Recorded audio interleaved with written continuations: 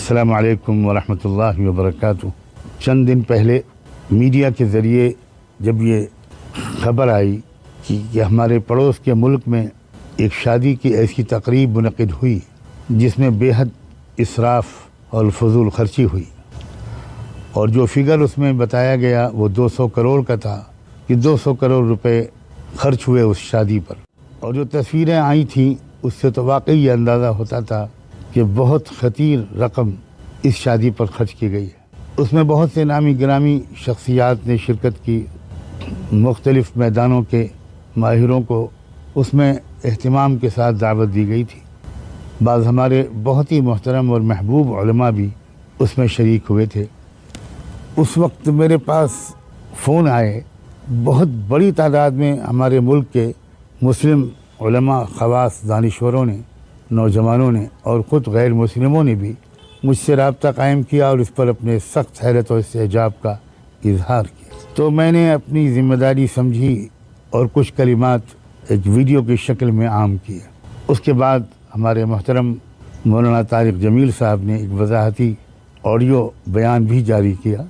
उसके बाद मैंने ख़ुद एक ऑडियो उनकी खिदमत में इरसाल करने की नीयत से रिकॉर्ड कराया और उनसे इस बात पर माज़रत तलब की कि मीडिया की खबर सुनकर और मैंने उसको पूरी तरह सच मानकर जो कुछ कहा, मुझे ऐसा नहीं करना चाहिए था, मुझे उसकी तहकीक करनी चाहिए। ये हमारे और उनके दरमियान की एक गुफ्तगू थी, लेकिन मैं कई दिन से देख रहा हूँ कि उनका वज़ाहती बयान भी बहुत ज़्यादा वायरल हुआ। और उसके बाद मेरी जो गुफ्तगू थी वो तो मैंने ख़ुद वायरल करने ही के नीयत से वीडियो रिकॉर्ड कराया था, लेकिन उस वज़ाहती बयान के जवाब में मैंने जो कुछ उनसे अर्ज़ किया, बिल्कुल मेरा इरादा नहीं था कि उसको वायरल किया जाए, लेकिन वो भी मैं देख रहा हूँ कि बहुत वायरल हो रहा है और लोगों के उसके ऊपर मुख्तलिफ़ किस्म के तासुरात सामने आ रहे हैं। मैं ये बात बहुत वाज़ेह तौर पर कहना चाहता हूँ कि मैं बहुत एहतियात करता हूँ आपस के बहस मुबाहिसे से, और बहुत ये यहाँ के लोग तो बहुत से लोग मेरे करीबी जानते हैं कि कई सालों से बहुत से ऐसे मौक़े आए कि मैं फिर किसी बहस में उलझ जाता, लेकिन मुझे मेरा जो मिजाज है वो ये है कि हमको आपस में किसी किस्म की गैर ज़रूरी जिदाल से, मुखासमत से, बहस मुबाहिसे से बहुत बचना चाहिए।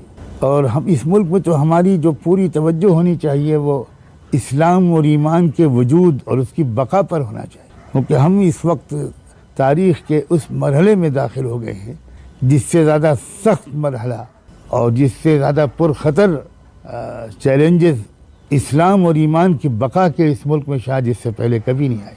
तो हमारी पूरी तवज्जो उधर होनी चाहिए। ये मुझे इस पर इसरार है और इसी वजह से बार बार ऐसे मौक़े आते रहे, लेकिन मैंने अल्हम्दुलिल्लाह बहस से बिल्कुल गुरेज किया। लेकिन चूँकि इस वक्त ऐसी फ़िज़ा बन गई है तो मैं अपना वो ऑडियो जो मैंने बाद में मौलाना की खिदमत में इरसाल करने के लिए रिकॉर्ड कराया था, वो मैं अब उसको भी चाहता हूँ कि आम लोगों के सामने आ जाए। और साथ ही ये गुजारिश भी करता हूँ कि इस पर अब इस मौजू पर बहस को बिल्कुल ख़त्म कर दिया जाए। अल्लाह के वास्ते इस पर कोई सा भी इज़हार ख़याल न फरमाएँ। मौलाना तारिक जमील साहब अल्लाह की बड़ी नेमत है और मुझे उनसे मोहब्बत भी है और अक़ीदत भी है, और मैं जानता हूँ कि बहुत अल्लाह ताला उनके ज़रिए से हिदायत को आम कर रहा है। अल्लाह के बहुत से बंदे और बंदियाँ उन्हीं के ज़रिए से तक़वे की ज़िंदगी तक, पाकदामनी की ज़िंदगी तक पहुँच रहे हैं। मौलाना मेरे लिए बहुत ही मोहतरम हैं, मुवक्कर हैं, और हरगिज़ हाशा वकल्ला मैं ये नहीं चाहता कि किसी के दिल में उनके बारे में सूए ज़न पैदा हो। लोगों के अलग अलग ज़ौक़ होते हैं, अलग अलग तरजीहात होती हैं, और ये फितरी बात है। हमारे मुल्क के जो हालात हैं और जो शायद पूरी उम्मत के हालात हैं, उनमें हमें क्या तर्ज इख्तियार करना चाहिए, तो बाज़ जुज़ियात में किसी के राय और ज़ौक़ का इख्तिलाफ़ हो सकता है।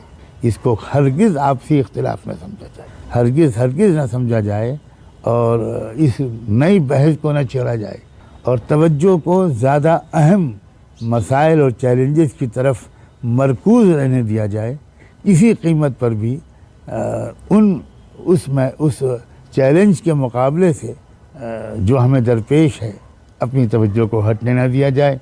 ये मैं गुजारिशात पेश करता हूँ और चाहता हूँ कि मुस्बत तरीक़े पर आप मेरा ये ऑडियो पैगाम भी सुन लें और मेरे लिए और मौलाना मोहतरम के लिए और पूरी मिल्लत के लिए दुआओं का अहतमाम फरमाइए। जज़ाकुमुल्लाहु तआला। अल्लाह ताला आप सबको बहुत सलामत रखे। फ़ी अमानिल्लाह व आखिरु दावाना अनिल हम्दुलिल्लाहि रब्बिल आलमीन।